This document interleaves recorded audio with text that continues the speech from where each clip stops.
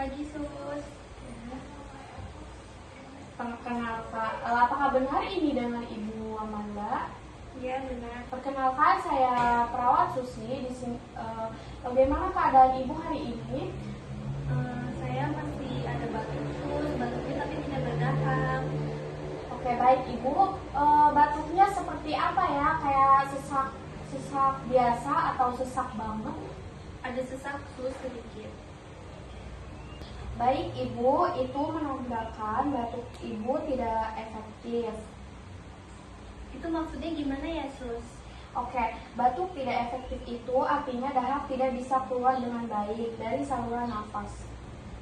Jadi apa yang harus saya lakukan ya, Sus? Jadi saya mengajarkan teknik batuk efektif ya Bu.